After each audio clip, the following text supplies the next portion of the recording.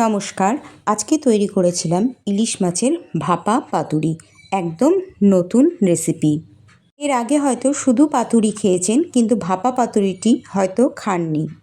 চলুন দেখে নেওয়া যাক কীভাবে আমি এই রেসিপিটি তৈরি করেছিলাম। প্রথমে আমার বাগানের থেকে আমি কয়েকটা মিষ্টি কুমড়োর কচি কচি দেখে পাতা তুলে নিয়েছিলাম। কচি পাতাগুলো ছোট ছিল বলে তাই কয়েকটি বড় বড় সাইজেরও পাতা নিয়েছিলাম। বাজার থেকে যখন মিষ্টি কুমড়ো কিনে নিয়ে আসা হয়, অনেক সময় কুমড়োর মধ্যে বীজ থাকে। আমি সেই বীজগুলোকে ফেলে না দিয়ে আমার বাগানের মাটিতে ছড়িয়ে দিয়েছিলাম। তার থেকে কিছু কুমড়ো গাছ হয়েছিল।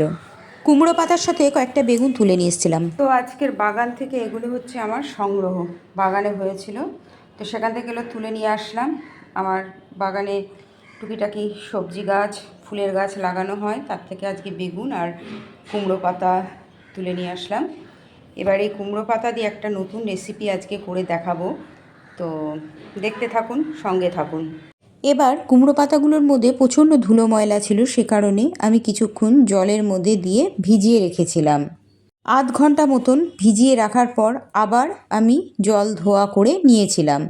রেসিপিটির জন্য নিয়ে নিয়েছিলাম 3 পিস ডিমওয়ালা ইলিশ মাছ, সাদা কালো মেশানো সর্ষে, পোস্ত, রাঁধুনি, কাঁচা লঙ্কা, এই মশলাটিকে একসঙ্গে বেটে নিয়েছিলাম। আর নিয়ে নিয়েছিলাম টক দই।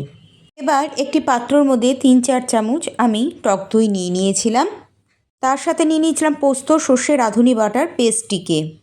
এবার এর মধ্যে 1 চামচ লবণ ও 1 চামচ হলুদ গুঁড়ো দিয়ে নিয়েছিলাম। আর দিয়ে নিয়েছিলাম 4 থেকে 5 চামচ মতন কাঁচা সর্ষের তেল। ভালো করে মশলাটাকে মিশিয়ে নিয়েছিলাম। মিশিয়ে নেবার পর এর মধ্যে ইলিশ মাছগুলোকে দিয়ে ম্যারিনেট করে রেখে দিয়েছিলাম আধ ঘন্টা মতন। এবার আধ ঘন্টা পর ম্যারিনেট করে রাখা ইলিশ মাছগুলোকে পাতুরির জন্য রেডি করে নিয়েছিলাম। প্রথমে বাগান থেকে তুলে আনা ও ধুয়ে পরিষ্কার করে নেওয়া কুমড়ো পাতাগুলোকে, বড় সাইজের পাতাগুলোকে একদম নিচে রেখেছিলাম এবং ওপরে দিয়েছিলাম একদম কচি পাতাগুলোকে। ওর মধ্যে মশলা মাখানো ইলিশ মাছের পেটিগুলোকে দিয়ে ভালো করে জড়িয়ে নিয়ে সুতো দিয়ে বেঁধে নিয়েছিলাম।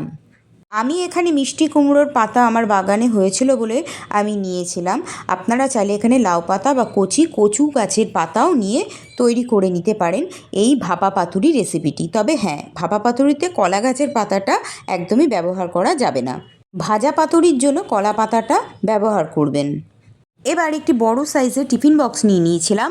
ম্যারিনেট করেছিলাম যে পাত্র, সেই পাত্র থেকে কিছুটা মশলা টিফিন বক্সের মধ্যে দিয়ে তার মধ্যে পাতুরিগুলোকে বসিয়ে দিয়ে তার উপরে কাঁচা সর্ষের তেল ছড়িয়ে ম্যারিনেট করা পাত্রের মধ্যে সামান্য পরিমাণে জল দিয়ে ধুয়ে ওই টিফিন বক্সের মধ্যে দিয়ে টিফিন বক্সটাকে আটকে দিয়েছিলাম।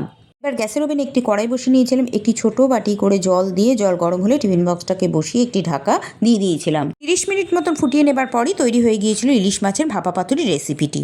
দুর্দান্ত স্বাদের খেতে হয়েছিল এই ইলিশ মাছের ভাপা পাতুরি রেসিপিটি।